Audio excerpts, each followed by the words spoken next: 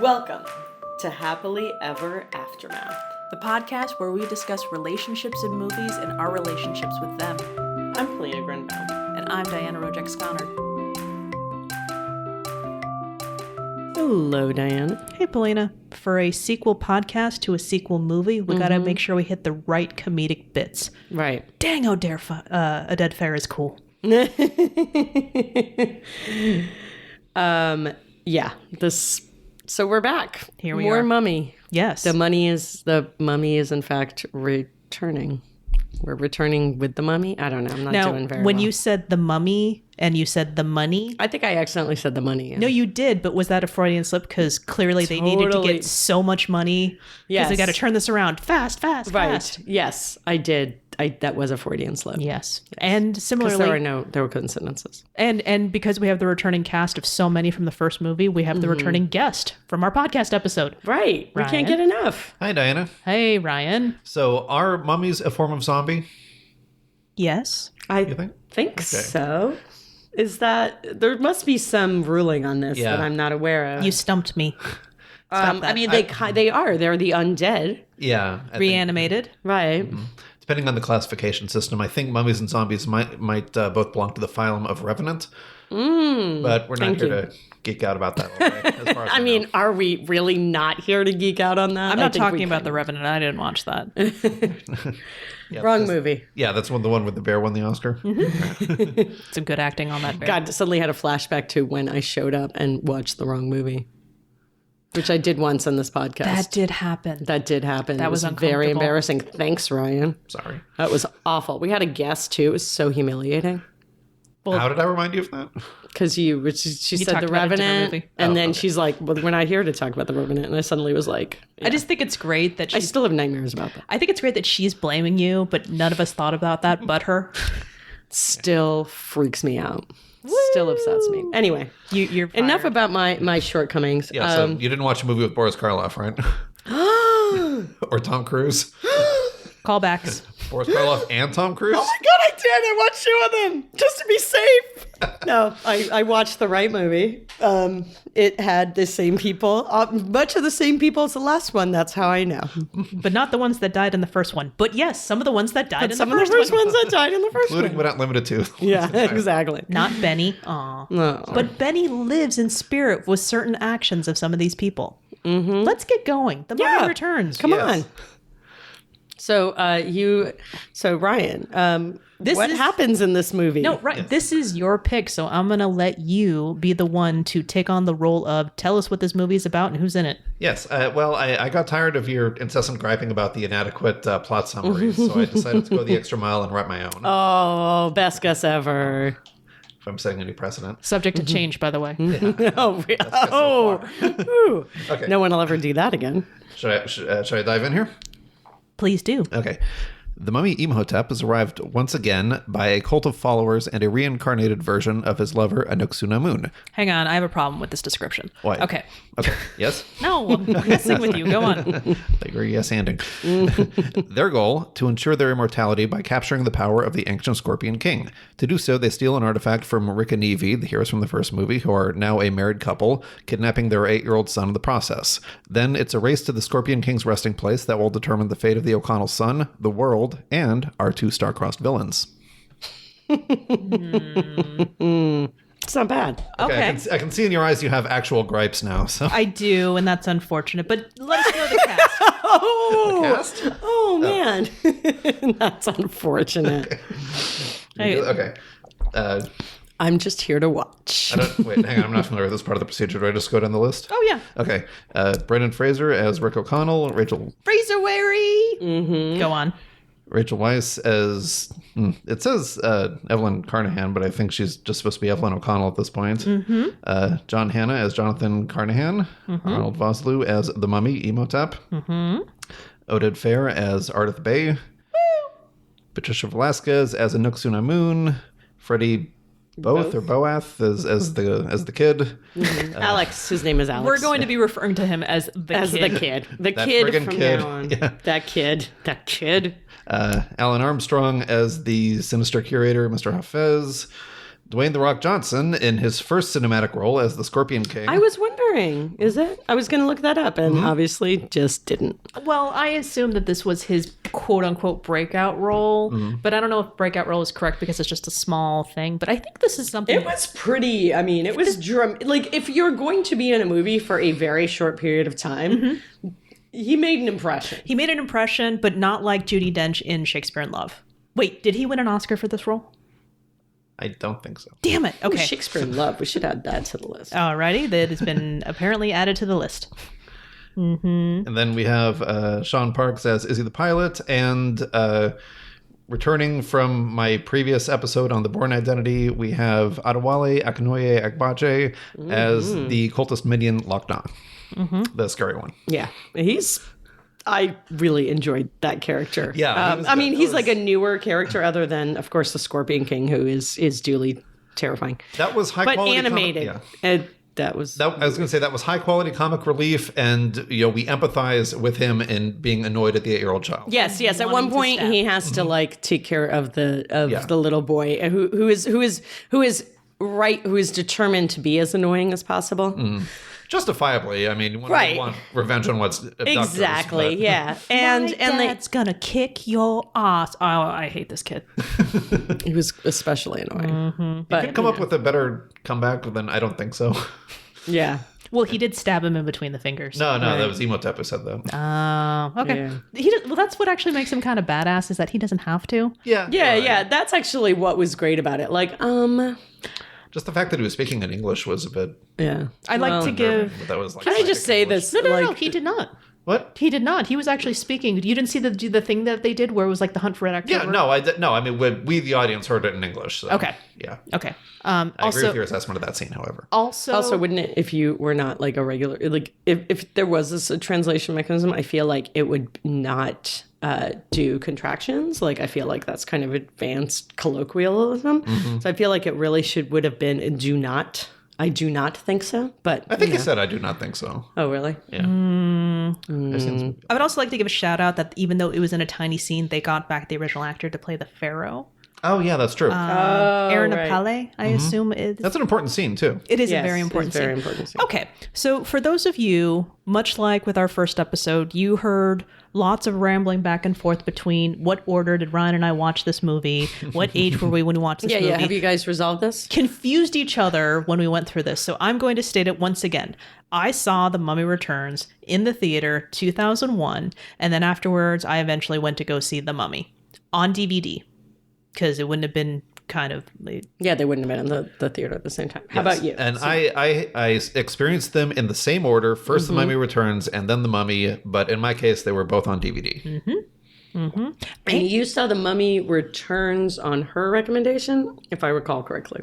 I believe so. Not like she went out of her way to say, "Oh, you have to go see this movie," but I remember saying that she liked it, and I was looking for a DVD rental because I had a cold at the time. I think I told that story last time. And you were like, and it was and it sort of supplied exactly what you needed. Like you were stressed out at work. I mean, at school. You were in school. You were stressed out. Am I remembering this correctly? Yeah, exactly. I was just down for any form of escapism. No amount of cheesiness was really going to get under my skin at that time, and I was just completely on board. boy for this. howdy, there was some cheesiness. Boy, howdy, did you find the right movie? Yep. And I also to underline the fact that originally Frasuary was meant to be The Mummy, my pick, and then I was going to have a second pick. Sorry. Right. No. There's not apologies needed yet. Hold on. And then I was going But don't worry, you'll have to apologize later. So, at some point about something in our marriage. right. That's how marriage works. I hope so. Love means never having to say, no, fuck that movie. Love means always having to say you're sorry. Recognizing your culpability in a relationship and being strong enough to say, I'm sorry. That's a really nice way of saying it. Oh, yeah, but never mind. Okay. That's why you run the romance podcast. What was I getting at? Yes. But what happened is that my second pick, after watching The Mummy and being really into it and excited and reliving that thing as it was happening, you and I got into a conversation about The Mummy Returns, and you were pointing out all these different things about it that I'm just like, oh, you're right, that is really good. Oh, you're right, that is really good. So I'm like, but I'm not as attached to it as you are. So I am deeming this your pick. And congratulations. Thank you. I will save that movie for another time next year, maybe. I will say February will come again. they always do. It kind of started as Frasuary, ended up as being Mummuary. This is Mummuary. This is still Frasuary.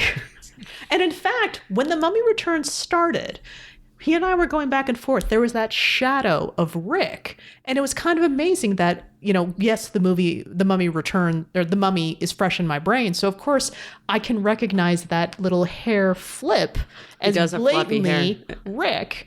And I'm going to let you say your observation. Oh yeah, you were reacting to his introductory scene where we sort of see his shadowed silhouette for a moment before we see the actor, which pretty much comes across as the homage to they use that same device in like every Indiana Jones movie, the iconic silhouette with the hat and everything. Right. And I pointed and out this is his hair. Yeah, like the shape of his hair is like just as iconic as that hat. No, totally it is. Yeah. At least in our house. Yeah. I mean, he's basically Fraser, had the same, it's 8 years have passed and he's had exactly the same Brendan haircut. Fraser hair crescent. Which is like not a very 30s haircut, but You tell me this isn't Frasuary.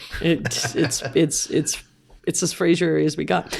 But also but when you talked to me about it, because you were debating whether it was going to be another Fraser movie or if it was going to be this, and I said, when you talked to me, when you mentioned The Mummy Returns, your face lit up, and when you mentioned the other movie that shall remain nameless for some reason, you were not excited.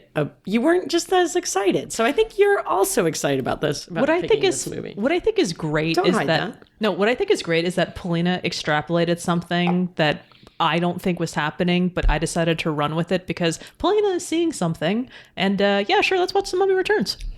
So, and now I have seen both and I feel complete and I never want, and I don't have to see anymore. As someone who does not like sequels, I would like you to share your thoughts right now. This movie is exactly why epitomizes why I don't like sequels. Oh, That's very understandable. I didn't. Actually. I just want to say for the record, I was not miserable watching this movie. Mm-hmm. I enjoyed, I don't think I ever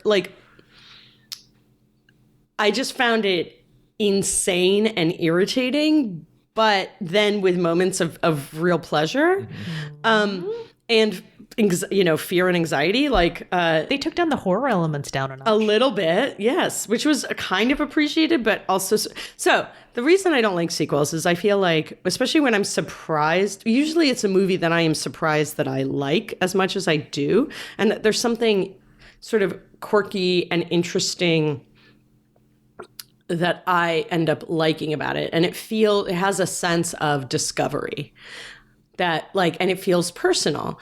Then when you that you like? see the sequel, Yeah. Okay. I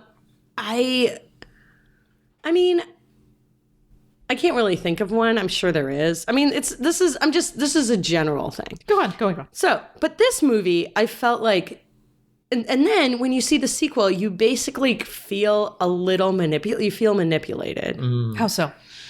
You feel Movies manipulate us in many ways. Yeah, but you feel like they basically took the things that you love. Oh, okay. Go ahead.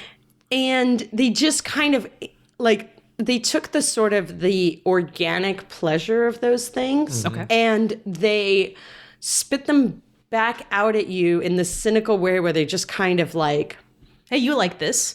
Yeah, so you like this, service? so we'll give you this. We'll give you more of this. And a really good example is their romance. Now, in the first movie, I felt their romance. I'm sorry, with the O'Connells. O'Connells, okay. In the first movie, their romance was watching it unfold was so charming and so sweet because you really saw their, as we said, they barely kissed in that movie. Mm-hmm. And they had, because it kept being interrupted, but their discovery by mummies. I mean, as we've all been there. For some people, it's their parents, but other people, it's mummies. I don't know. We're learning a lot about your romance and Mummy and daddy? Okay. That was inevitable. It was inevitable. No, you didn't have to do that. Now apologize. Don't apologize. Because Marriage means sorry, and the thing I said that was beautiful. Always saying you're sorry. I remain sorry, Diane. And like it was like it would be like something would happen, and then it was like even though other shit is happening, like their kid is it's like in a dangerous situation, they're like, we have to make out for a little while. It just irritates. And then just there was like two instances. and where I'm then just like, and wow. then I mean, this kind of got explained away later, which I do like, is like the making out. no this aspect of it. Okay. So that example number 1 is the whole like making out thing. Example number 2 is that they like her sort of discovering that she actually like can shoot a gun and like can do all these and like can actually fight and defend herself is a surprise to her, and it's fun to watch. And in this one, she like they like the first thing they just amp that up where she can do these like amazing like jujitsu moves. He's like she's like flipping over, she's doing all these things, and they do explain why she can do that. Okay, to be fair.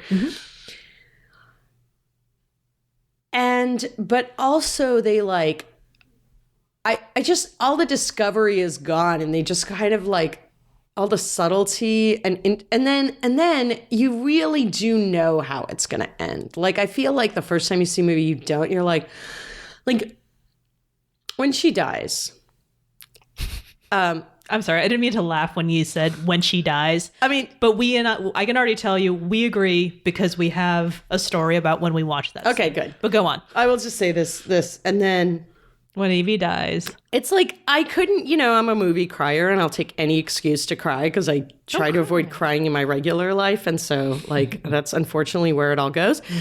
But I just have felt nothing because I knew she was going to come back to life. And Brendan Fraser isn't like really not up to, I didn't feel like he was up to that task of like the acting task. And he was playing that to the hilt emotionally. Right, but like in such a like kind of maudlin sort of, I didn't have any, I was like, okay, well, she's going to come back to life. And the thing is, actually, when like they genuinely have an amazing chemistry on stage, and it is fun to watch them together. And I do love their like relationship, but it's like, I feel like the thing about sequels is like, they don't actually give you more of the thing you loved. The thing is, they make it like ludicrous, and you feel like a fool for loving it in the beginning. Wow. I feel like a fool for loving it in the beginning because I feel like it's like, it's so obvious. Like this movie, like the first one, okay, you can make all these questions, like it wasn't realistic, obviously. Like obviously it's not like realistic, but it is sort of but it stayed true to a certain world where everything is the way we expect it to be in our life, but there's this undercurrent of, of this, like the only sort of supernatural is in this Egyptian thing. But like at some point I'm like, I kind of just was like, I just need to let go and get into this. I'm like, now they're in a dirigible, and it's like she's wearing that's the other thing. Her clothes are like completely ludicrous too. They're very low cut for the time. Not like the first one where she was wearing that low cut stuff. But at least she was wearing like, okay, but there were circumstances. There were circumstances, and it was ridiculous. But it would make the point that she was in those circumstances because her son was just kidnapped and she rushed out the house. Okay, but the first time we see her, she's wearing some like she was thrown off of a boat. And then no, but like before then, I'm defending all of this. I know, but okay. So then they're just like in a dirigible, but it's like it's cold. So in the first movie, at least you were like, okay, there's normal like all the other rules of things apply, and that is why it's freaky. Because you're like, the only supernatural, all the other rules exist. It is cold when it's supposed to be cold. It is warm when it's supposed to be warm. It is light when it's supposed to be light, and dark when it's supposed to be dark. Except when the darkness plague hit. Well, but that's exactly right. And it was a darkness plague. It was not like, in this one, it's like they're flying literally in the clouds. I mean, it's beautiful. It's a beautiful scene. I wish I'd seen it in a theater. It's a gorgeous movie, but man, it's really cold when you're that high up, and she's wearing like this, like basically a 3/4, sleeve t-shirt. Okay. Sorry. Did we or did we not warn you that because we enjoyed the first one as much as we did, we may have overhyped the second one? No, I understand. I'm not pissed, and I actually kind of enjoy it when I let go of it. But I was like, but you're asking me to say as a sequel. Kind of enjoyed it. Was really all that I could have hoped for. In fact, I was like, I love like Egyptology shit, especially Egyptology shit that is like kind of from that world. Like, one of the things that I found fascinating about like Egyptology when I did, or kind of or think of as interesting now maybe, or when I was a teenager especially, it was like, it's this whole thing of, the time that in which it took place, and then also the sort of like, there's the complicated relationship that people had with it and why they were fascinated by it. And so yeah, it kind of hits those marks. Like, that was fun. It was fun to see like different things, but when they call back, like, at one point they do things like the kid makes all of like all these pillars knocked down. Which, first off, I'm like, okay, those pillars would not be that easy to knock down. They're not just hanging out. It would have already happened if right, if it was like one thing. And they knocked down in exactly the same like circle of dominoes way that that in the first one she and I'm just like, okay, those kind of things irritate me. So that is the answer to your question. Well, here's the deal. I guess it's my own fault for asking the question. But here's the situation: is that everything you just described is the exact gripes that I have about this movie as well. Now, remember, I saw the second one first, right? So it was very easy for me to just kind of be okay with that, right? Because you don't have that experience. Like, you don't have the experience of feeling a bit like a chump. Well, we're a chump because we watched it as quickly as we did back to back. Now, I'm wondering... Not a chump, but just like you don't have the same experience. You're not a chump. I'm saying it's like you feel like one. You just called me a chump. Okay. No, I'm saying one... Okay, sorry.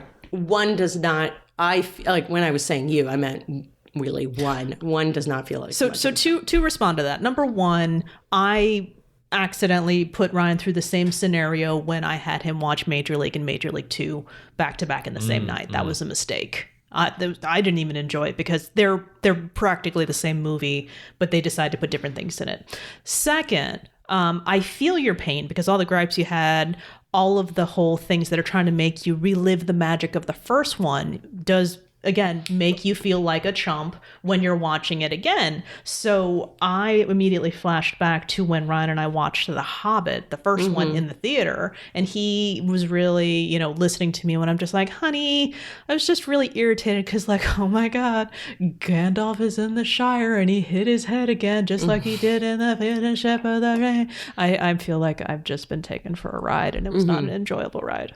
Yeah. So it was just kind of frustrating for me. So I feel all that pain, but at the same time, shut up. Yeah. And I'll also echo that observation, like, especially this time, and like just wondering what the experience would be of someone who's actually watching it as a sequel with the first one so freshly in mind. There were just, like you were saying, things that were sticking out, like the first scene when Oded Fehr shows up, and it's like, oh, it's this character that people recognize from the first one, but you wouldn't necessarily expect he'd be in a sequel, but he is here, and that's cool. And right, and like in the sort of like cinematography of it, there's just sort of like this pause on him. It's like this beat, and it's like, oh, it's a pause for audience applause. Oh, that's interesting. Yeah, no, I didn't even notice that, but yeah, you're kind of making my heart. I mean, and to be fair, like I say this, but then when I kind of do enjoy their chemistry, and I do enjoy, like, as I said, Oded Fehr's character's chemistry with Horace. It's pretty good. I did like Horace. I am okay, but I will say I'm very, very happy that Anck came back. Anck-Su-Namun? Yeah. Patricia Velasquez. Patricia Velasquez came back, and we just got more of that. Yes. That was Yes. Thank you. See, that's what we were. See, that was actually what was front and center when I said, yeah, let's do The Mummy Returns, because I remember that story being really interesting. Her being there, them bringing her back, them putting Imhotep and Anck-Su-Namun, in more context. Because Rick and Evie have their happily ever after. So I didn't really pay as much attention to them. And I'll go back to that story I alluded to earlier. Sadly, I did not write it down, but when that happened, I was just like, blah, blah, blah, she's dead. Yeah, get the Book of the Dead. And you and I started talking about something else as it was happening. And I'm like, I know this sounds terrible. I feel a little bad about this because I was watching it. It was Friday. I was so tired and actually convinced Shaun. I was like, oh, we should watch a movie. I'm like, I really have to watch this movie or I have to watch it tomorrow morning, but I kind of hate doing that because it stresses me out. Yep. And I was like, it's a Friday night. And I was like, do you mind watching it? And he's like, I'm in the mood for something brainless. I'm like, I've heard this is the perfect movie for that. And it kind of was like, and at some point I started like kind of punching holes in the plot and the story. And then I just stopped paying attention to the story at one point. And I'm not sure which one is the more appropriate response. Do you know what I mean? Like where I was paying like attention or to stop like overly scrutinizing or just not giving a crap.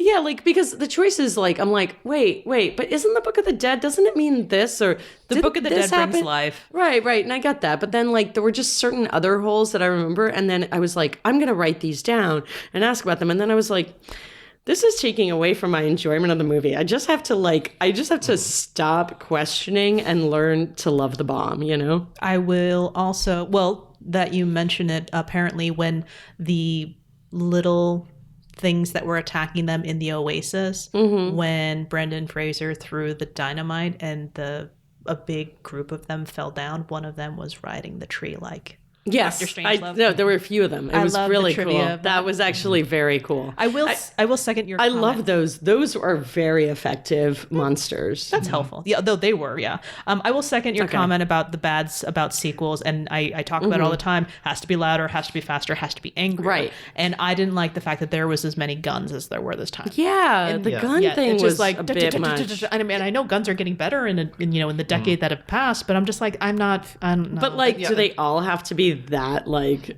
competent at it? Yeah, I mean that comes across as like the classic sequel stakes raising thing. Like the filmmaker is going to be looking at the first one and saying, like, especially if they're suspecting that the franchise is feeling a little bit tired, we already know these characters, they want to compensate for that by like outdoing the original's action scenes. And we get like the bus chase in this one, which I actually really like. But I like the bus chase. But yeah, like a lot of the a lot of the firefights, like just as an action movie, I wouldn't rate this as a terribly good one. It just like a lot of the combat scenes don't flow all that well. They're just sort of noisy and. Well, if I may, that's good to know because I'm not a huge action movie aficionado, but I felt that way. I was like, if we were going to introduce you to an action movie, it wouldn't be this. Yeah. And I like seeing people like have consequences like in action movies. I like the consequence part of it. Remember when Rick went behind that chair and it got shot and then he was okay? Right. I mean, there was just a lot of that. I doesn't know a lot about guns, but she was speaking up saying that would not have stopped those bullets. Yeah. They would have gone right through the chair. Really would have. It made me sad. So, Ryan. But all that aside, let's not, Well, okay. So one of my initial reactions when the visions started, I actually got kind of upset, and you were talking about nitpickiness. I got upset because her vision, she's just like, well, why do I know this and why do I know this? And I see what they were going with this story, but it kind of took away from her vast education from the first movie, and I got kind of irritated about it. That's a really good point, because you're right. So that was something that was kind of frustrating, although it did point out, because I feel like she didn't do that as much. Because the first one, her education and her like passion for knowledge, this just seemed like she just wanted. Well, I feel like in this one they were trying to convey that through how much they had taught their son, that like he knew all of this Egyptian history, and like he knew how to speak ancient Egyptian. When he saw it, he knew the language and right. Oh, that's a good point. Okay, all right. But in this one, we will say that her hair is flawless. Oh my God, her hair is flawless, and her makeup, everything. She's amazing. And man, can she use two small knives, sword things, whatever they were. The weapons from Raphael. Yeah, in the Ninja Turtles. Yeah. The sigh. Yeah. Oh, you sigh. Okay. Yeah. So all that aside, I don't want to take. I'm not saying that if you like this movie or enjoyed it, because I enjoyed. I didn't say that. Didn't like everyone. Somebody's an idiot. Like I just want to be clear. I'm not trying to recall saying. So that I would this actually, now that we've, let's talk about what the experience of when you guys saw this movie, which hit like really seemed to like do what movies I think do best, which is for you to take you out of a sort of a rough situation. You're stressed, you're a little like, you're sad, you're tired, and it kind of, lets you go somewhere else for a little while. And I guess the best way to get into that it would be to start by echoing your positivity about the expansion of like the Anck-Su-Namun character. Are we going to keep saying that the whole time? I was arguing with Diana about Anck. Well, we can call her Mila. Yeah, I think we should just call her Anck. Okay, that works for me. Is that okay? Or do you want to call her Annie? Well, no, I'm not going to do that. I don't know her very well. I'm not going to give her a nickname. Well, because you said Anck, and I always think it's a Nuck. It might be a Nuck. Anck-Su-Namun. I see it spelled in different ways, but I think this we could just call her by her last name. How about Patricia Velasquez? Okay. Well, I thought we didn't like to call people actors. I think people don't like when we flip back and forth. Oh, okay. Yeah. All right. Let's just go with the actors. Okay. Wait, for all of them? Or never mind. Okay. Just to tell your story. Okay, so yes, the important thing about this movie is I like brunettes. How you doing, Diana? I'm turning red right now. Yeah, no. But yeah, I did respond really well to, especially because not having seen the first movie, like the supernatural element in that, this is like one of those movies where less than the first one, as you were pointing out, but there's still sort of that contrast between like the supernatural elements like the mummies and the more like real world elements like the guns and the double-decker buses and everything. And my perspective on the movie is like, again, especially not having seen the first one, is that the core of the story is this pair of undead or immortal lovers who like came across the millennia, who are trying to get back together.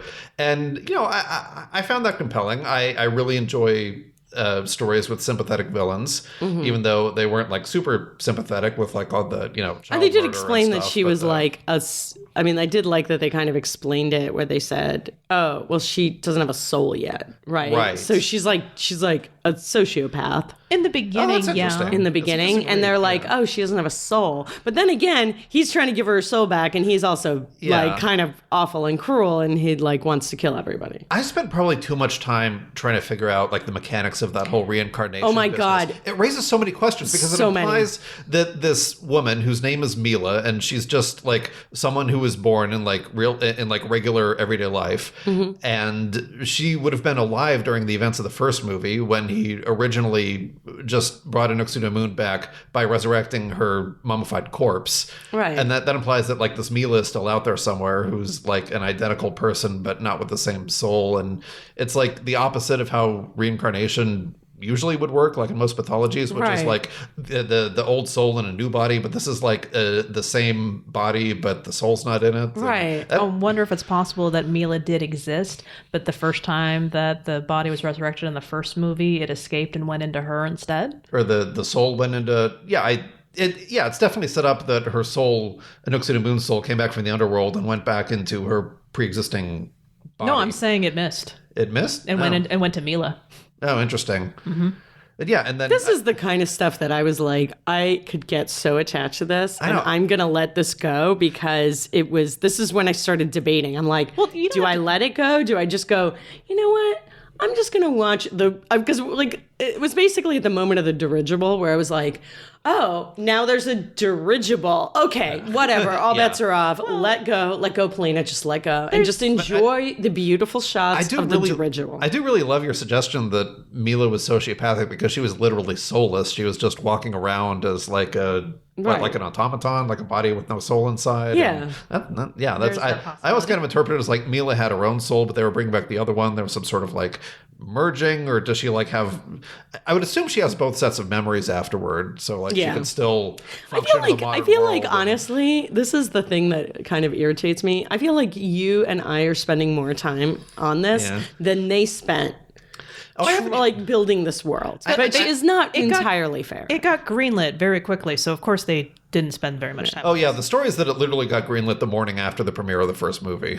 Like it opened that well, they just immediately got rolling on a sequel. They had to finish the CGI for The Rock 8 days before they finished it. Oh my God, he looked, okay, maybe it was just my I've copy. told you about this. He looked, you might have, but I was not prepared. I was like, at first I'm like, oh my God, this is The Rock. This is like kind of great. This is kind of great. Oh my God, he's a Scorpion King. Oh my God, the Scorpion King is terrifying. Oh my God. And then you see him in the second where you see him close up or the lighting change or something. And it's like his skin looks like he's wearing like, it's like when they first did HD and you would have people where you could literally see their, the cakey makeup. Oh, you're referring to actual him. I was referring to when he was actually the Scorpion and he looked like crap. CGI part? The CGI part was so bad. It's not just you. That is notoriously bad CGI. His face looked so weird I couldn't even look at it. And it was terrifying. Yeah. It's like he would have looked like a Pixar character if he was more emotive. Right. Yeah, but I want to go back to, your thoughts on just Imhotep and Anck-Su-Namun. Oh, yeah. How, like, they're sort of like supernatural star-crossed lovers across the millennia thing was sort of the core of, like, the magical element of the movie and the supernatural element. And I did find it like pretty emotionally engaging on top of Rick and Evie, who, and I talked about this a little bit last time, the fact that they, despite a couple of low points and a few emotional beats that miss, but on the whole, they have like really good chemistry as a married couple. Yeah, they do. So. Even better than in the first movie, I would say, just in terms of like, because you really buy that they're together. I mean, 8 years, 9 years. It's like, I mean, they're a little honeymoony for 8 years, but like, let's, why deny people that? Like, I mean, I feel like they're time out. We are in the same area of that's true, years actually. married. So define, I was too honeymoony. I have never seen you guys make out in front of me. Well, that's like just a personal preference. Right. So, I mean, you're also not our 8-year-old son, so we're definitely not going to make out in front of you that way. Would you like to see us make out in front of you? No. Okay. No, I mean, I don't care. Glad we established that. Whatever. If people are happy. I'm not like this is a problem. I'm just saying, like, that's a sign. They can't keep their hands off of each other, which is great. I mean, I want that for everybody, but you know. Also, I kind of feel like they make that is also a bit of a problem. But anyway, there's the logistics of like how they deal with their son. I find a little like strange, but again, it's not a real movie. It's not a movie about reality. I mean, you've met the kid. I wouldn't be too interested in him either. Yeah, I mean, they just leave him like, let's just like, while we explore this incredibly dangerous cave, you're completely alone, basically upstairs, alone, wandering around this weird, like, you know what I think ruin. It is? I'm going to give it a backstory. I'm willing to wager that Evie was way upset about all the time she was left with nannies while her parents were off exploring. So that's why she decided to bring him. No, but then bring a nanny who can, like, watch the kid. Well, they're not that rich, Polina. Yeah, that house. Right. Yeah, they spent it on the house. The payments. The payments alone. I mean, also it's the Great Depression. I mean, I'm depressed. Well, they're in London. Yeah. Yeah, but it had worldwide consequences. Yeah, too. Well, I mean, they did inherit that house because her family. Yeah, her family was rich. But also that they had no servants in a house that large is insane. Well, we only saw them as they were just getting back from a trip. So maybe it was late, but still. Yeah, I mean, just there's a lot of that, and then wanton destruction of like things. That she supposedly cares, like, but that's my problem with all of these of all movies like this, where I get like weirdly squeamish about the fact that they're like destroying beautiful objects. Oh, you should have gotten used to that in the first movie. I should have, but it was more pronounced here. But anyway, we had these two sort of like parallel romances that were both in like this interestingly mature state, one 8 years married, the other in love for 3,000 years, and that sort of scene duality. Was actually there was a scene between the two mummies. I'm sorry, I have my eyes are kind of bad right now, so I can't remember I didn't write down the name and I can't read it right now. Imhotep. Imhotep. Yep. he like there's a scene where basically he like kind of reminds her and creates this thing for her where he creates like a vision, and where basically he like puts them both back into when they were in love. The soul coming back in. Yeah. And but he basically and it's right before that, and he what he did, like he at this point is still like this weird mummy thing where he's like got this basically sand mouth, and he's kind of all tendons. He's gross and disturbing. He had to oh wait, are you talking about when he's putting her soul back in? Because when I think it's before, it's before that. He puts her soul back in, he just like it's when they first reunite. Right. It's like they first reunite, and he basically because the vision comes later. He sort of like does this vision thing where he like reminds her. Yeah. Oh, he reminds I got her of like. Okay. You know, he's like, this is what we were like. And they start to kiss, and they're so happy to be reunited. It's really kind of, I was like, I found it quite emotional. And then they pan back, and the vision ends, and she's still kissing this, basically this like disgusting, desiccated, both dusty and, as they call them, I think she said it's juicy. Character. So judgmental. But their love is real. I mean, that's the thing. Their love feels very real. And it's like, it's a very interesting scene because she's this absolutely, you know, beautiful, young, you know, woman kissing this like kind of desiccated creature. And, you know, like open mouth kissing, not like kissing on the cheek. There's like, and so I found that to be a strangely emotional scene. I was like really in there. Yeah, I don't think it's strange at all. Not strangely emotional, but surprisingly emotional. Yeah, I think both those actors did like quietly a really good job with those characters. I'm always kind of fascinated in movies with those like physical acting roles, like a role that has like no dialogue or very little dialogue, but like there's these like little unspoken things that come across, and like certain actors really specialize in that kind of role. Like I've gotten into this conversation a few times about Keanu Reeves and why he's such a great actor when he's in the right role. Right. And it's like, yeah, he's like a genius at almost every part of acting except the dialogue. And you put him in a, like, you imagine like the John Wick movies where his character doesn't really talk a lot, but like there's still so much coming through. And yeah, like it's fun to watch. Yeah. Or the rock in his eyebrow. Right. I mean, The Rock is sort of like that in a weird way too. Like you're kind of interested in even in his like first scene where he has no English language dialogue and all he's doing is like sort of stalking around the world and shaking his fist at the heavens. But like the guy has, you know, screen presence for days, and so and an eyebrow.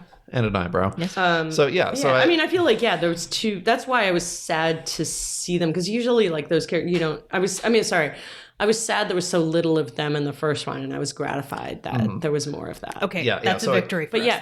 But I mean, I don't want to like completely. I'm like attacking this film, and I don't mean to. Because I'm more fascinated by the reaction that you had, and I think we're totally on the same page, and it's nice to be validated that like I wasn't just like getting caught up in the cheese factor or like falling all over myself to praise Patricia Velasquez because she's just like an international supermodel and gorgeous, and I was like totally crushing on her through this movie. It's like, no, seriously, she was like playing this fairly subtle character who like doesn't say much but has like this sort of like, you know, loyalty to Imhotep versus loyalty to herself, and we'll get a little bit later into when that comes into conflict.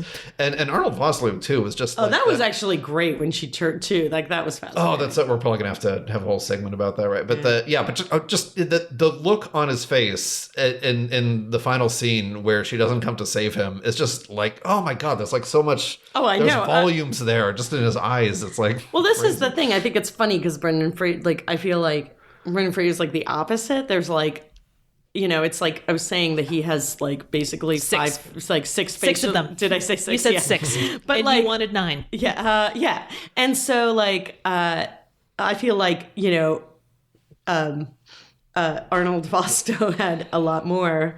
Vosloo, sorry.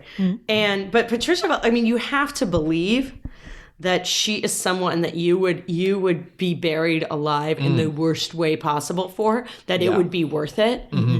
And you do. Like you just like that is something you're not like, God, why would you go through that? You're like, I think I'd consider it. Can I use this as an opportunity to have my two observations about their relationship through the two movies? Yeah. And you were talking about how she had no soul, so maybe that's why she was like a sociopath. So there's very little context for their relationship in the first one. All you know is that, quote, they were having an affair. And then when they were discovered, the king's just like, oh my God, you touched my stuff. And then she decided, your body's no longer his temple. Is that what she said? Yes. She says it so many times, and yet I still forgot. I wasn't reading the page. I was just too busy being upset that she was killing herself. Is this an appropriate time to interject my... Go for it. Okay, yeah, this is actually when we were watching the first movie, but I couldn't get past cracking myself up just like because we'd seen the movie so many times, and just during that opening scene where the pharaoh discovers that her body paint on the shoulder had been smudged, indicating that the law about her not being touched had been broken, and he's just furious. And I couldn't help but just like crack a joke that like he's just mad about the body paint itself. It's like, do you realize how long the slaves worked on this? Exactly. Like 4 hours. And in fact, bring them out here. Bring the slaves right out here. Imhotep, I want you to look them in the eye and apologize. I mean, I was kind of upset too. I'm like, that is beautiful stuff, and you smudged it. Yeah. But then who among us have not smudged their eyeliner without thinking? Me? Well, you. Well, that's because you're Ryan? not wearing eyeliner. Oh, and Diana, tell her about the sleeves too. Oh, yes. So Ryan had an instant observation that the clothes that she was wearing in the second that one... Mila was wearing. That Mila was wearing had a design coming out with of the paint. Right. But basically the way the sleeves were cut. The sleeves of her blouse looked just like... It looked just like the body paint. And he pointed that out to me, and I'm just like, hey, good that's eye. before she even regained her soul and her memories and Yeah, everything. exactly. So that was... So one of the things that I think is kind of important is that because we know so little about them in the first one, you're just thinking, oh, they're having this affair and that's the pharaoh's mistress. And I didn't like this either because it said this was the pharaoh's mistress. Right. But then in the second one, it turns out that was to be the pharaoh's wife. So it's like the fiance. And I'm looking at this and she's being forced to fight her future stepdaughter to see like who's going to protect this, and it's just like I'm willing to wager that Anck-Su-Namun is like 2 years older than freaking Nefertiri, and so it's just like this whole I'm willing to wager that she was just like bred to be this like her family. It's like she was like it's like freaking Anne Boleyn. It's just like my family wants to social climb. Here is my daughter, marry her, so then we'll be doing this. She was just like this piece in this thing, and I'm willing to also wager. I find there I'm willing to wager that she had her own love, that Imhotep and her, it wasn't this torrid affair. It was probably just something where she wanted to live her own life. And I mean, they were clearly madly in love, like that first You're crashing immediately into my when do they fall in love. Oh. Should we just... Did I crash? Well, no, I mean that you're... There's like half a scene in there somewhere, but but I was actually trying to say like, the way they painted her, in the first one it's just like, oh, she well here's my other thing. We don't know anything about Imhotep, and he was just his priestess, or his high priest. But you know what, it was this curse that made him into this thing that was bringing up the plagues. So this whole evil of them was just kind of thrust upon them. You're right, because they were just two people in love. I mean, that's what I got from the first one. Is they were like this love is so powerful it cannot be. Well, that's the first one, and the second one is just like take over the world. Yeah, and they were willing to commit regicide for their love, but and they did. Still not, And they did. But something that I saw as the movie was going on, I wrote down that, in the first movie, they didn't want power. They just wanted each other. Right. And then in the second one, they're brought in because like, the things are lining up for the year of the scorpion, and he can get the scorpion. So I'm wondering if there was something in that cult that was just like manipulating Imhotep that, he still didn't have any true power over. Yeah, that cult and like all the guys like in the red fate, robes. And it's because, fate and coincidence there's a Right. fine line. And that was also just sort of like running in my head about the sort of greater mythology, like the implication that if Rick and Evie hadn't gone to Hymenoptera in the first movie and had this like sequence of events that caused Imhotep to be resurrected, like if he had just like laid there for a couple more years, would this cult have come along and brought him out anyway? Sure. Right. That's what I wondered too. Like, this is where I was like, do I think about these things at all, or is it kind of silly? It's like... And he was cursed. I'm wondering if her soul coming back in, did the underworld corrupt them? and make them to be like, we want this power. And then they're fighting back for like, no, we don't want power because go ahead. Yes. And also there was a line dropped in there that I never ascribed that much significance to it until you asked that question, Diana. But I think maybe there's something there when it was Mila and the curator were talking to each other. I don't know which of them said it, but they were saying that, as long as he's being resurrected, Imhotep is powerful but still vulnerable, and his desire to get the Scorpion King's army would be to make himself truly invincible. And if you really focus on that one like detail of dialogue, it becomes less about like he wants to destroy the world for the sake of destroying the world. Just he wants to, make sure that he's never separated from Anck-Su-Namun by death again. They want to be immortal. They want to be safe. And that's why like it's so horrific when she like goes, nah, I'm not going to save you. Right. Because he's like, but I mean, seriously, all the stuff I went through. I mean, his death was so horrific. Yeah. His death was... It was death and betrayal. Right. But it's like his death... I mean, but his first death was so horrific. He went through that for her. Yes. And then he goes second death wasn't too bad. The second death wasn't so bad. I mean, it wasn't fun, but it's like... His 8th death. I don't know. Yeah, his 8th death, but by then, He was in space? Yeah. Yeah. So, I mean, actually, you were saying we stumbled into... Oh, go ahead. Yeah, so that would... Yeah. So maybe it's time to start that.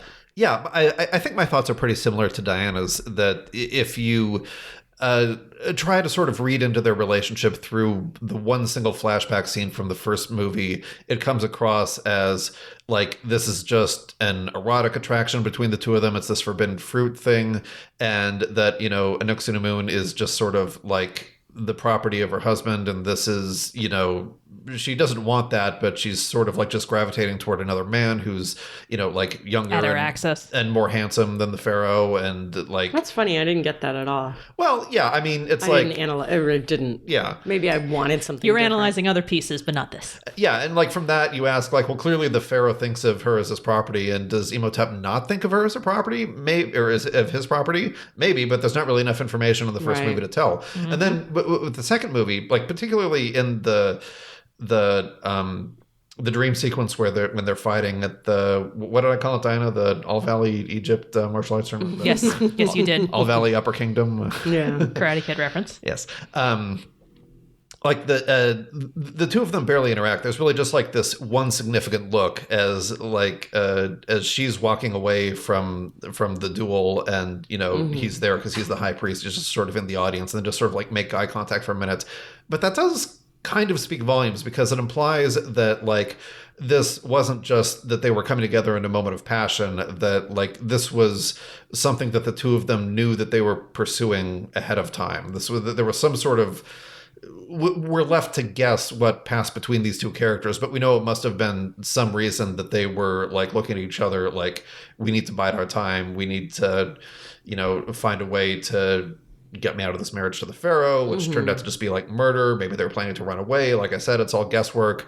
But I think that alone is the fact that like it wasn't just about having each other. There was this period of wanting each other.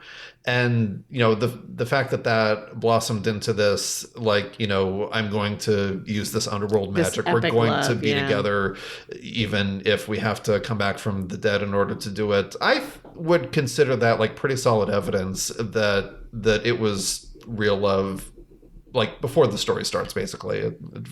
So like from the very beginning, or like in the backstory is when they fell in love. You might also use that second time where they've already stepped into where the Scorpion King's pyramid was, and his power had already been taken away, and she was trying to stop him from going in, and she said, no, we don't have to do this. Right. And he decides to do it anyways. Oh, so it could be another one of those situations where it's like, it is again, no, this time we can run away together. Maybe they couldn't run away together last time. But also they had this family time, this time she has a lot more agency too. Like in this world, she has a lot more agency. Yep. And I wonder if that's what like informs her basically going like, you know what? I kind of liked this being on my own thing. Like, this is great, but Could be. Oh, and something else that this occurred to me when you were making comments as we watched it, Diana. That okay, so there's a little bit of plot setup where the reason that they're bringing Imhotep to the Scorpion King is that whoever kills the Scorpion King gains control over his army, and the assumption is Anubis's army. Anubis's army, yeah, and which was previously the Scorpion King's army. He's renting it with an option. Exactly. And there's this business about the MacGuffin, the Spear of Osiris, Jonathan's gold stick, which is the only weapon that can kill the Scorpion King. And there's actually this bit of dialogue where they say, like, oh, the good guys have the Spear of Osiris. Well, we don't need it. We have Imhotep. He's, he can just kill the Scorpion King with his magic powers. And then, quite unexpectedly, the god Anubis sucks his powers out, and he becomes a mortal man, just as he did at the beginning of the end of the first movie. And what struck me for the very first time as interesting is that, like you were saying, Diana, about like they have this moment of deciding, like, we can blow this off. We can just go be like people living in this world. We can still be together. And the interesting thing about that to me is that this is perhaps the first time ever that Imhotep is being forced to improvise, which is doubly interesting because Rick O'Connell is like the master of improvisation. Right. It's all improvisation. And that's another way that these two couples are being contrasted with each other. That Imhotep is, not only not having the strength of his love or the presence of mind to just say no and blow off the quest for power and just stop being a supervillain and just go be a regular person, but also perhaps the overcommitment to the plan. That's like another way in which but how do you go from like being mortal, which was so painful? That's the other part. Like his mortality wasn't great. I mean and that's we don't know anything a lot about him, but think about it. He's basically him being mortal meant that he didn't get to have what he wanted the first time, and the physical pain. Yes. He was a warrior, so one that wasn't, but and then the physical pain of his death. Yeah. And the physical that. How do you not and the psychological pain of his death, and his life, and his entire world essentially is lived it makes sense that to be. Why would you want to be mortal if actually the mortal part of the things that made you mortal, you can still have the love, which is the only kind of the good thing about it. Yeah. So why don't you? Of course, it's and this is actually where it's funny because I hadn't really thought about the whole acting thing because I was so Rachel Weisz does this too. There's a real pleasure when she's doing things and it's delightful and she's excited and you kind of get sucked in to her energy. But there is a real power to having these roles, which are kind of these meathead roles where you still see their humanity. And it's it is a real talent and very difficult, right? Because there's no plot or even, it's a lot of times other actors to go off of, but you really feel in that moment what it was like for him to be mortal. Maybe I was a little stoned or something, but I was because there was a little snow watching this movie, but perhaps a good move. Because I hoped, I was like, maybe it'll take the edge, because it's after a long day at work, after a long week at work, I was sometimes I get a little, what's the word? I get very I sort of get too obsessed with the way things aren't real. So sometimes that's an easy way to literal. I get too literal. Okay. So it kind of was okay, I'm just gonna maybe it'll get me out of it a little bit. Reanimated corpses in love, Polina. I know. Come with us on this journey. Well, that was the thing. So I needed a little help. So I'm very stressed out. Anyway, so I'm like. Maybe it's that, but I actually don't think so. Looking back on it, that's where I took it. I was I am so moved by this moment where he realizes he's mortal. Yeah. They didn't spend, as you point out, they didn't spend a lot of time on it. They wasn't they were let's take a moment where he realizes he's mortal. It just happens really quickly and they kind of move on. It's an action sequence, but the actor made it so powerful. I think they both did. Anck-Su-Namun looked like very concerned. And Right, they were both, right. And like Imhotep is not showing as much fear, but if you kind of like look back at the character's history and read between the lines, I would tend to agree with you that, in fact, I think we're approaching like full-on tragic anti-hero Right, point, totally. Except, of course, for all already the there. child kidnapping. But Yeah. I but, mean, yeah, like, it's in the classical sense of tragedy, he has this Right. like fatal flaw of, he's already died twice. Presumably the Egyptian underworld is not such a pleasant place, at least not for him. And, he's just fully committed to not going back a third time. He must see this thing through. He must, grab a spear and kill the giant scorpion. Yeah, I mean, his with bare entire hands, life is struggle, basically, Yeah. right? He never gets to just have... He never just gets to have the thing, a thing he wants. Like, I had a different interpretation. It's funny because we're talking about the two, like, we're not even talking about the O'Connells. But We should probably tell her Yeah, now. in case this wasn't What? when I was saying when they fell in love, that they are the designated couple of this episode. right. Right, yeah. Yeah. Oh, The Imhotep and Anck-Su-Namun. Oh, Because I did was not like know when that. they fell in love. Okay. Yeah, but I'm sort of there. I'm Okay, there. oh, yeah. Well, yeah. And, But I mean, I feel like they fell in love, but the first movie, I actually didn't. I did not get their relationship to be as fly by night. I think maybe as what you did. I really in that first movie, I sensed that this you were this there early. bond was this power. I mean, they're expressing it physically, but it's not. I didn't get that it was like, wow, that chick's pretty hot over there. I really got like, I cannot do anything but be with this woman. I thought that they pushed that hard in the sequel because They did. Yeah, and It's hard seeing the But I sequel saw it the first one time too. No. I'm not saying that they pushed the love in the sequel. I'm saying that they pushed the whole like, oh, she's a hot chick, because they were trying to villainize them as much as they were. So my irritation after watching this the second time, and because I knew the thing and I was curious about what your reaction was going to be, was it going to be horribly heavy-handed when you see Rick and Evie, oh no, save yourself. She comes to save him. They live happily ever after. Anck-Su-Namun, come get me. She runs away. Oh my God, that bitch. And then he's just like, oh no. And then he goes back, and then she gets her comeuppance in the end. What I don't really like about that is that they're really just kind of like isolating her to the Benny of the whole like, oh, you got your comeuppance and you get a comeuppance and you get a comeuppance. Yeah. And so it was frustrating to me because Sorry, you also said that Imhotep was a Benny because he. yep. No, I think that was you. Oh no! You did, yeah, when because he leans down and says, "I am your servant" to the Scorpion King, he's here to kill you. I am your servant. Yeah. And then fortunately, It's always a pecking order, I guess. yeah, exactly. So I consider that a Benny move. And as yeah, well. I mean, this is a guy who's like risen through the ranks of an extremely hierarchical society before this. Yep. Yeah. So Which we it's never like, saw.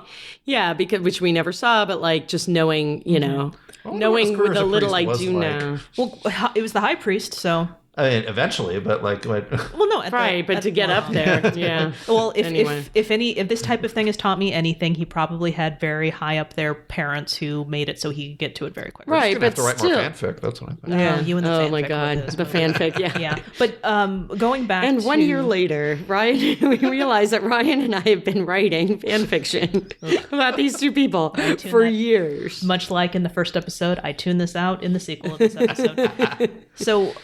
So because I knew that scene was coming where he was going to be quote unquote betrayed by her, and I don't consider that a betrayal so much as just like, it's like, hey, this couple is doing it. Why aren't you doing this for me? We're the love of 'em at the age of 3,000. Where are you going? Oh shit. Oh, okay. So I didn't expect this to happen. well, my question, you, Polina, did you expect that to happen? Did you expect her to turn her back on him? I think I was kind of too caught up in the moment. You mean stoned? A little bit. No, I wasn't like super. No, I was just kind of into it at the moment. I shouldn't have said anything. Okay, so here's... But I guess my point is like, when you were saying I expected it, because I had seen the movie before. right? I wasn't like, it made sense to me that she did it. It was surprising, but it wasn't like, I was like, oh, fat. It was kind of more of that, like, oh, interesting. Not like, how dare she? I'm so shocked. It's like, it made, you're like, oh, now that's like you know what I mean? Like a fascinating twist. I feel like you're either like, I was expecting that all along, or you're like, what the hell? I can't believe that happened. I was sort of like, oh, this is an interesting twist. I think right somewhere in the middle. I think the intention of the writers was, see, their love is not as big and as wonderful as Rick and Evie. I think you're right. I think you're right. But allow me, because it's the evil on this, the evil exactly. Allow me this on this second observation, or so this second time watching this movie for the lens of the podcast. Right. I was actually going to ask you that. Yeah. So, Sorry. well, no. Specifically, of when he walks in and his power is removed at the the entrance, and he tries to move things he can. He's like, I apparently Anubis wants me to fight as immortal, and what happens is there's like this huge thing. You saw that thing come at him and then remove it. I actually kind of freaked out a little bit the second time, because like I knew he was going to lose his power, but I forget this thing swoops in and attacks him. And I look at her, she does not react. She steps back. She sees this thing coming at him. He's being attacked, and she steps back. You're right. I didn't even think of that. And then when it happened, she goes like, "What happened?" It wasn't like, okay, because if that were me and that was happening to my love, I would actually probably. Well, you would go forward. I would grasp him. I would try to figure out what the bleep was actually happening right now. And in fact, there have been some instances where, we were on a plane together and I saw that he wasn't feeling too well. He goes to the back. I look, I turn around, I turn back. He's missing. I immediately get my ass up. Well, of course. Yeah. I mean, that's what you do with your. I mean, you physically go toward them when they're in danger. Whether or not that's a good idea or not, you do. Yep. And at the same time, then I might also ask, does that make him an asshole for saying, "Come save me"? You ask your loved one to come into danger. Because Rick was yelling for Evie to just go and let him go. Yeah. I don't know. I guess I feel like. How angry would I be if you told me to go into the fire to save you? We talked about this before we rewatched it. I'm just like, honey, okay, now how much is falling around me? Will my physical strength literally get you up? Or this is the other thing. She is like an incredibly strong, and she's like quite strong and quite lithe, and also good at fighting. Like she is good at those things. I guess I didn't think about that at all. Like I didn't think in terms of like he's terrible and like. Oh, it just popped into my head right now. Because I don't think so. I felt like the whole like. I don't know, maybe because it was the acting. I just didn't feel like, I felt like the whole thing of, the Connells and her saying this to him was him saying that to her just felt heavy-handed to me. It felt a little like there was base number 3 of Wait, Rick or Imhotep saying? No, Rick. Rick saying, run away. Don't.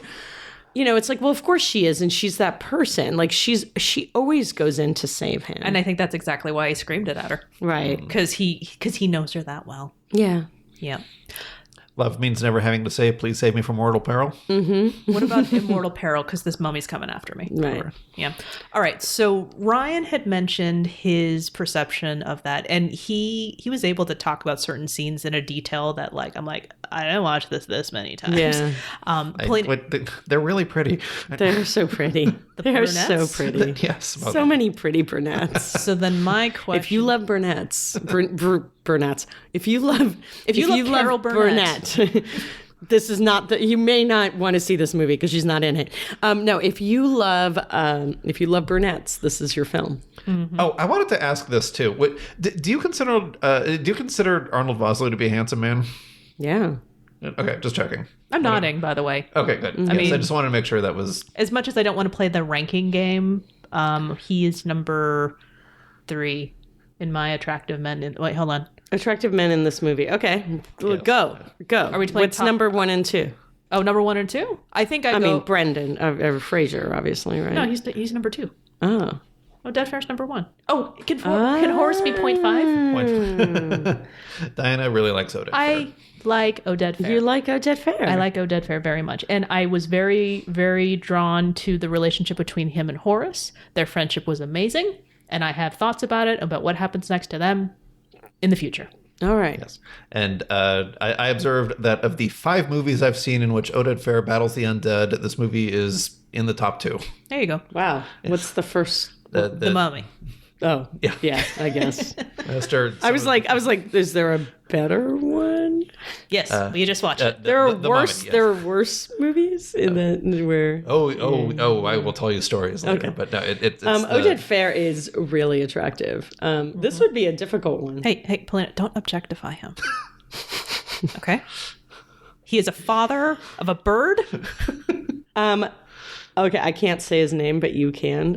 Adewale I can't say it without looking at it. Akinnuoye. He may be. I don't know. Oh, crap, I forgot about John Hannah. It's geez. somewhere between. With your John Hannah crush. I mean, John Hannah. Is, Arnold Vosloo. Oh, no. Oh, crap. I know. This is a really hard Like one. him in this movie, no, but him in general. Right, yes. right. I think yeah. I need to get off this. Right. thinking. Yeah, let's move on. Okay, so well, here's my question, because Ryan explained his in our regular segment of when they fall in love. Yeah, which I feel like they fell in love off. Everybody falls in love off screen. There wasn't so enough I'm on. done. There wasn't enough on screen to really. Yeah, and I feel like I already covered all the love parts, so I'm gonna pass. All right. Diana, do you have a different answer? I don't have a different answer. Okay. Because I don't have an answer. Oh, okay. But I like your answer, so I will take your answer. We're all taking But I mean, you actually have access to it's To his brain.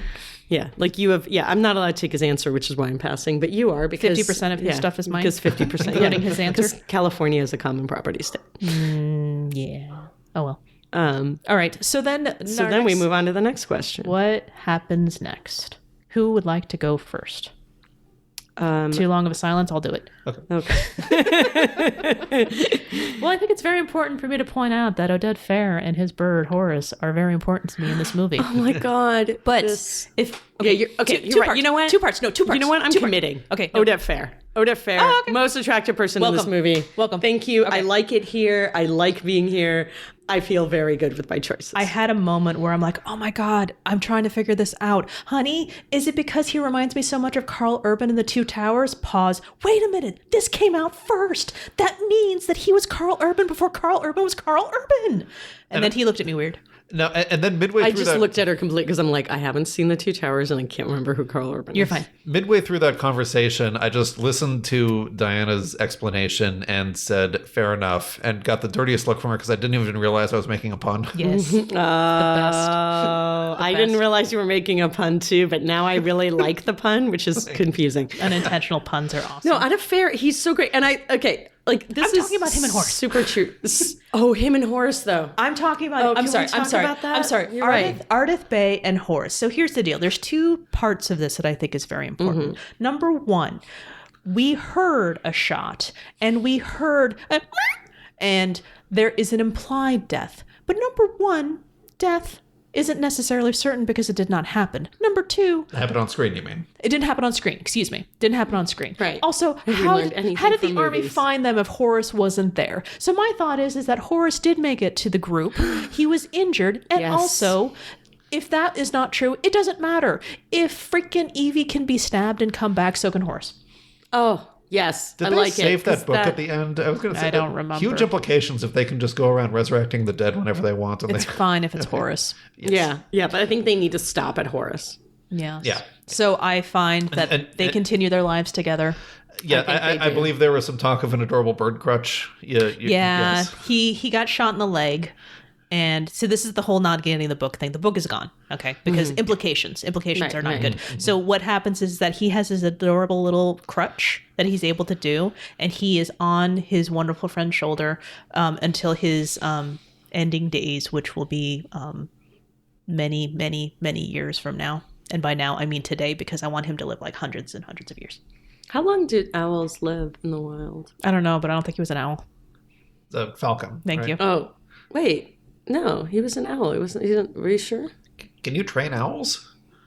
Also, aren't they nocturnal? I mean, he doesn't look falcon. I don't know. Falcon, maybe a hawk. I don't know. Anyway, It wasn't an owl. I think it may be hawk. I don't. Hawk I was makes about to say more hawk. sense to me. You're right. I didn't You're want to right. call out a bird, but I know not owl. Oh, and here's the deal. Now I feel really silly. Well, I'm going to look up what this animal is. Okay. But I mean, falcon obviously makes sense, but I think they used to use owls. Okay, well, here's the deal. So Imhotep and Anck-Su-Namun, they are in the underworld right now. I am very upset that if the Scorpion King can get 5 freaking movies out of that, there is a story between those two. Wait, they just keep going with the Scorpion King? Scorpion King, they made a prequel to the Scorpion King, and I believe they made 5. There were some direct-to-video sequels afterwards. I'm pretty sure 3 of them were direct-to-video. Whoa. Yeah. There were more Jeez. Scorpion King movies than not. But here's what I'm going to say for what happened to them.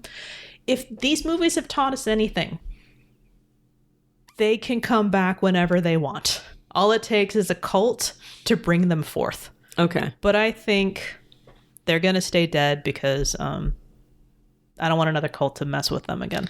I just don't want any more, like, those poor Egyptians. They've just been through a lot. Like, so many people are dead because of this nonsense. Yeah, but what about Horus? I mean, Horus, I've already expressed my feelings about Horus. I'm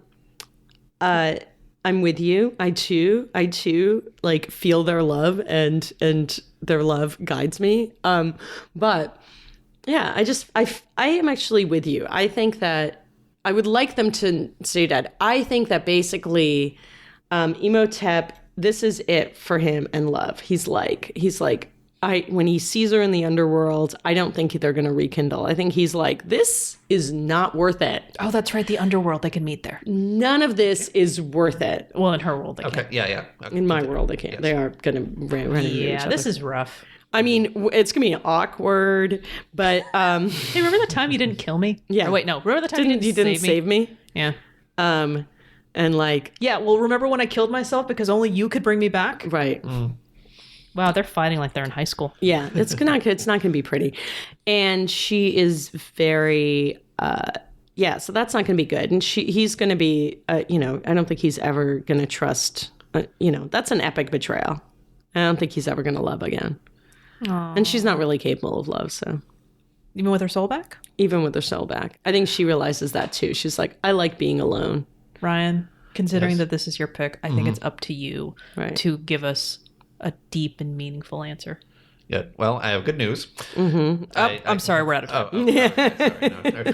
Before you get started, I would like to say that Horus is a falcon. Oh, okay. Excellent. Thank you. Excellent. I'm mistaken and I'm sorry. Thank you, Wikipedia. That is what it's called. Really? Wikipedia? Yeah. That's awesome. They got that before Rick and Morty, huh? I don't know. Okay. So, I think in my interpretation, if there were a way for them to meet in the underworld, they would have probably figured that out in the intervening 3,000 years. So I'm just going to run with the assumption that if they're ever going to get together, it has to be in the mortal world. And I'm also going to build on these interesting phenomena of, like, Mila being able to reincarnate independently, and the fact that this plot of this red-robed cult to revive him in the year of the Scorpion was apparently in motion independently of the events of the first film. And I wanted to go back and check if they said, like, after 5,000 years or every 5,000 years, because typically in these calendars where it's like the year of something that is cyclical, and that's an impressively long calendar, but it sort of implied that there will be another year of the Scorpion 5,000 years afterward. Right. So, like, But yeah, it's- they could come back as soon as the year, 6933, and Right. But he's still going to hold a grudge, is my I feeling. think he will. But sorry, you were saying, Diana? But I think Rick is the one who has the army, so can't take out. He came back for that, so there's no reason to get Imhotep back if the reason they brought him back was to get the army. to send but Rick chose to send the army back to the underworld, which is where they were before the year of the Scorpion anyway. But I thought he's the one who controls the army now, or now he has. Well, he the relinquished control. Is that whoever kills the Scorpion King will have the power to command the army or send them back to the underworld. We Right, can and he argue chose. more about this at dinner. Yes. Oh, and we should- By argue, I mean discuss. I don't want to argue. As we will. But I am of the argue. belief It'll be that fun to watch. I don't remember.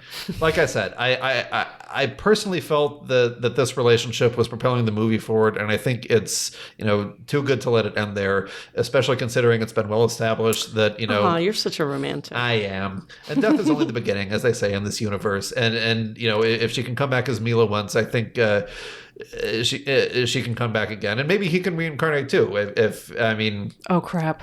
This turns into a Groundhog Day scenario where Imhotep wakes up every day and it's his duty to get Mila to fall in love with him again. Yeah, except like it's a different century every time. Like, it's probably going to be one where, like... Oh, yeah. They say our love is immortal. Yeah. Death is only the beginning.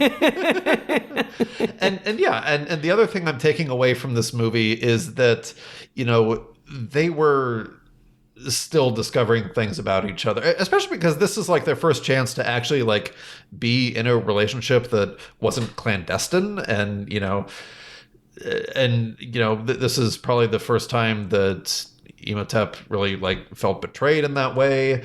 I could sit here and spin some silly story about how they are going to have to like rebuild their trust or whatever, but I'm going to save that for dinner. but yes, it's great. If we have to talk about relationships at dinner. I'm just going to say that if Imhotep and Anck-Su-Namun can have first-time experiences in the year 1933, there's no reason they can't the next time they come back. And if it's an iterative process, this can be a story through the ages, and they can eventually become, at the very least, good people for each other, if not good people objectively, and maybe not bring too many plagues or abduct too many children. I'm going to say in the underworld. Because you don't want to stop cold turkey. You want to, that's be a shock to the system. You just a few plagues. Like, you know what? Yeah. You don't have to stop all at once, but maybe this week you concentrate on like fewer plagues. Yeah, and you don't want to... this time. Yeah. And if you destroy all of human society, it would be difficult to... Because relationships have to grow in a cultural context. And there's no humans, Yeah. I'm going to say that when they're in the underworld, not only are they uncomfortable together, but at the same time, their punishment is that they have to continuously apologize for messing up the paint. You allowed this to happen, and you're the one who did it. Now apologize. And that's the punishment for someone else, that every day they have to draw this painstaking artwork on someone else's body, and knowing that it will in like 45 minutes be completely destroyed. And you can't get the lines parallel. Right. And you just have to keep redoing it, and that's somebody else's punishment. All right. There it is. There it A is. haunting image from beyond the mortal coil. Well, anyway, I could use it. This is totally off topic, but I forgot to tell you this. But today, I got in my car to come here, and I was warned by my husband, who'd gone to the car earlier, that like the car had been broken into, and there was no like, nothing had, like, the windows weren't shattered. It was fine. Everything. And they didn't even steal. Like, it's kind of, there's like a point at which you're like, I'm kind of insulted about the things they didn't seem to take much. What I refer to that as is, come on, my crap is good crap. Well, there was a thing. They didn't even take the, I have a little, because my car is so old, I have a little portable Bluetooth stereo, and I keep, like, originally I was going to replace our stereo now that I drive more, but. Ryan uses the tape recorders, or the tape thingy that you put in to connect to his phone. Yeah. That would have been me. When I have a solution that works, I don't let it go. Yeah. I don't have it either. And it fits. Those were our vows. But they didn't take it. Aw. Oh, really? No. Oh, I was like, knowing you guys, actually, it doesn't totally shock me, but it's adorable. My vow was, I like brunettes. And he cannot lie. Yes, I'm sorry, your car Which means you could never dye your hair. She's like, I'm thinking of being, I can't. I made a promise. So. I'm sorry about your car. It's okay. And so I went in there, and he's like, and it's not like I was debating. I was like, did somebody sleep in it? Okay, so obviously didn't take anything. But did they, even my sunglasses, I was like, these are nice sunglasses. Let's go back to being grateful that your right, things are but still I'm grateful that my sunglasses are still there. And I was totally like, I went in and I started driving. I was like, this smells not terrible, but funny. Like another person that I don't know slept in my car. And I kept thinking, why didn't I buy a Frankie and myrrh, like one of those? If I had one of those car scenty things, I wouldn't be experiencing this. I would just be happily trying to merge, onto 880. And I just kept thinking, I can't wait to get to your house to use some of your like fight the foot funk. Yeah. I just can't. Like, I really wanted Frankie and Murr in this moment. Fortunately for you, you can definitely have some of mine, but I think it's more important for you to have that at your access. Right. And I think, and if you were in the similar situation, I think you should go to Frankie and Murr, and that's FRANKIE and MYRRH. And luckily, I can go do this right now, and I can use the promo code happily1. That's the HAPPILY and the number 1. Thank you. And I can get 20% off. And I can support the show. I mean, I support, I like to support the show emotionally, but it's nice. But if anybody is also, if you live in an urban area, you may find, and there's lots of reasons why your car can smell. But I'm just saying, they sell these little things. I'm been on the fence, but I was thinking I might go with, I definitely want to use your, Fight the, which I love the scent of. It's not just for, it works deodorizing, but it's pretty really powerful. refreshing. And yeah, it's super powerful.